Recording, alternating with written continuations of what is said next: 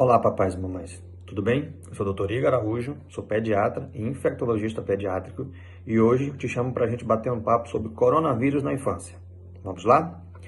Separei algumas perguntas mais importantes que têm aparecido e tentarei estar respondendo para vocês aqui de uma forma um pouco mais simples, que também não seja tão duradoura, né? Tão cansativa. Vamos lá. A primeira pergunta que tem é as crianças assintomáticas, elas podem transmitir o vírus? E aí eu respondo que sim. Nós sabemos que tudo depende da carga viral. Carga viral significa a quantidade de vírus que aquela pessoa, que aquela criança possui. Mesmo ela estando assintomática, ela possui uma quantidade de vírus que no organismo dela não se comporta de maneira que ela tenha sintomas. E mesmo assim, ela funciona como se fosse um vetor. Ou seja, ela tem o vírus, pode estar transmitindo, e aí a maior preocupação, porque ela transmite para pessoas, principalmente aquelas pessoas que podem estar apresentando comorbidade, que venham a ser grupo de risco, e ela não ter sintoma nenhum. E muitas vezes causa aquela falsa impressão de que está tudo tranquilo, está tudo contornado. A segunda pergunta que eu trago é: quais os principais cuidados que devemos ter com as crianças? Na verdade, nós temos que ter dois principais cuidados com essas crianças, né? Tanto na caráter psicológico, né? Então, temos que lembrar que principalmente aquelas crianças um pouco maiores, elas conseguem até se expressar, mas elas tinham uma rotina de escolas, atividades e etc. E agora isso tudo mudou, então nós temos que estar preparado, estar orientando essas crianças, conversando com elas para trabalhar essa parte psicológica, emocional.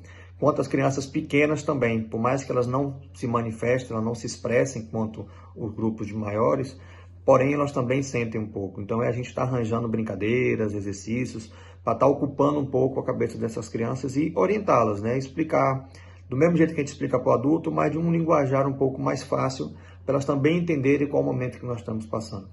E um outro caráter é o caráter físico, né? O estado da criança como um todo.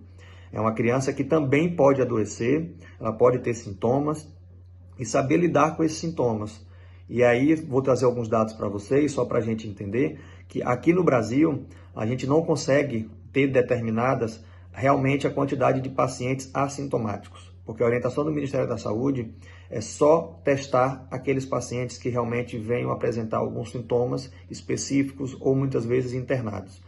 Lá fora, ou seja, só alguns dados para vocês entenderem, tanto na Itália quanto na China, alguns estudos mostram que lá, por eles conseguirem testar mais quantidade de pessoas, a maioria dessas crianças eram com quadros leves, ou seja, uma tosse, um espirro, uma febre, dor no corpo.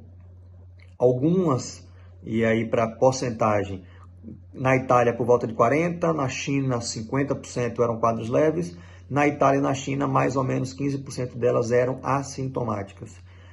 Aqui no Brasil, os dados que nós temos são de pacientes internados, e aí eu trago para vocês que a faixa etária mais acometida no Brasil é entre 1 a 5 anos, na Bahia de 10 a 19 anos e em Feira de Santana de 1 a 4 anos. Uma outra dúvida muito pertinente e as mães gestantes? Qual a preocupação que essas mães têm que ter com os seus filhos? Então eu trago um dado da Sociedade Brasileira de Pediatria, que não está contraindicado o aleitamento materno, você deve continuar amamentando seu filho. Claro que uma mãe que tem sintomas respiratórios, nós temos que dobrar ou até triplicar a atenção dessa mãe. Essa mãe está sempre lavando as mãos, usando máscaras, que já são utilizadas para alguns tipos de doença, como a tuberculose, ou seja, aquela mãe que tem tuberculose. E uma outra coisa que nós temos é que não existe relato ainda de transmissão vertical. O que significa transmissão vertical? Transmissão vertical é aquela que a mãe passa para o bebê. Logo quando começou a Zika, também foi uma coisa que começou a surgir, e nós percebemos que a Zika, sim, é transmitida por transmissão vertical, mãe para filho. Mas, por enquanto, pelos dados e por relatos que nós temos, mãe não transmite para o bebê durante a gestação. E a queridinha, a campeã de vocês, é de quando levar o meu filho à emergência. E aí eu não vou só responder de quando, mas também de como levá-lo à emergência. Então, para responder isso, eu vou simular. Vamos simular uma situação. Estou com meu filho, Roberto, e Roberto tem 3 anos de idade. Roberto é uma criança ativa dentro de casa, que brinca, corre, faz tudo, só que está com febre, tosse e dor no corpo. Mas ela continua se alimentando, ela continua brincando, assistindo sua televisão, jogando, brincando com os irmãos. Ok, é uma criança que deve ficar em casa, tomando seus remedinhos sintomáticos, o que significa remédio para febre, está com dor, remédio para dor, e sempre em contato com o seu pediatra. Agora, se Roberto é uma criança que está com dificuldade para respirar, está com uma febre prolongada, persistente, que não passa por nada, é uma criança que não está se alimentando, é uma criança que parou de fazer xixi, principalmente aquelas que usam fralda ou aquelas mães que conseguem perceber que seu filho realmente está parando de fazer xixi, são alguns sinais de alerta que essas crianças devem ser levadas para o hospital. E aí, a preocupação é de como eu vou levá-la. Nós temos que lembrar que o hospital é um ambiente rico e possivelmente arriscado, né? Tem muitos vírus. Então, se Roberto tem 3 anos, eu consigo levar ele no colo melhor ainda. Porque uma criança que está no chão, muitas vezes é difícil controlá-la, principalmente mão e boca, né? Então, uma criança que entra no colo de seu pai, ela consegue driblar um pouco, principalmente o contato dessa mão com o chão, com outras crianças e com outras superfícies, tá? Um outro dado que a gente tem que lembrar e o uso de máscara. Aqui, Roberto, por ter 3 anos, ele tem indicação de estar usando máscara, é igual ao de adulto, cobrindo do nariz, a boca.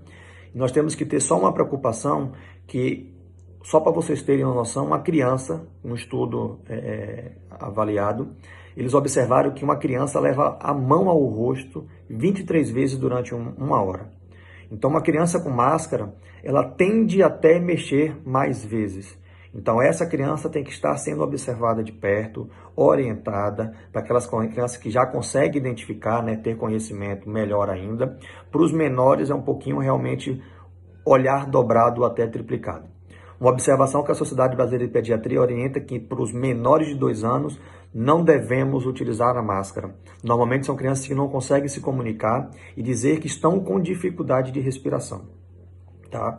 Então, falamos do hospital, falamos do uso de máscara, uma criança que tem que ir para o hospital com o uso de máscara. Nós temos que lembrar a durabilidade dessa máscara. São máscaras que, se ficar muito tempo fora de casa, elas têm que ser trocadas. Principalmente essas mãos que nós estamos preconizando de 2 em 2 horas. Então, também temos que ir com essa terceira observação. Uma quarta observação é qual roupa utilizar. Nós temos que lembrar que quanto mais superfície do corpo nós tivermos fechada, melhor. Então, o preconizado realmente é sapato fechado e pelo menos calça.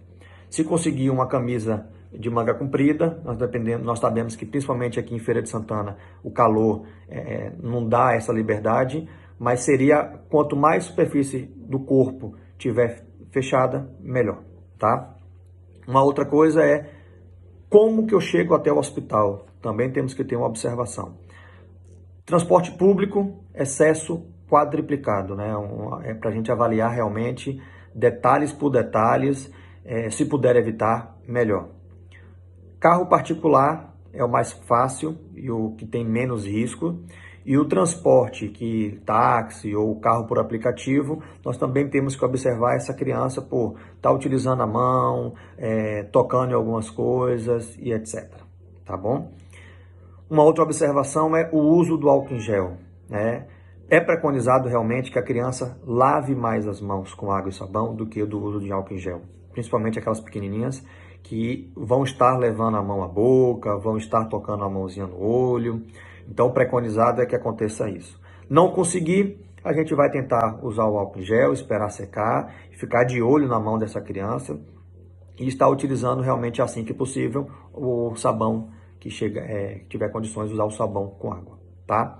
E para finalizar, voltamos para casa. E aí o voltar para casa significa não só de hospital, mas também vou alongar para algumas outras atividades, principalmente para o papai e para a mamãe. Roupas lavadas e banho tomado. E aí o banho é da cabeça aos pés. Nós temos que lembrar que o cabelo também tem que ser lavado, tá bom? Então, nós temos que saber e analisar passo por passo, detalhe por detalhe. Não é só de quando levar essa criança, mas de como levá-la também. Então, desde eu levar essa criança até o hospital, até o que acontecer durante o hospital e eu trazê-la de volta para casa, nós temos que estar analisando, identificando, existem realmente opções e avaliações por faixa etária. Uma criança pequena vai querer uma atenção redobrada e uma criança maior um diálogo e um poder de conversa mais acentuado, tá bom? Estou aqui porque precisar, meu Instagram é Igor_Araújo, qualquer coisa vocês perguntem lá, o que a gente puder estar ajudando a vocês, podem contar com a gente, tá? Se cuidem, Papai do Céu abençoe, que isso logo logo vai passar.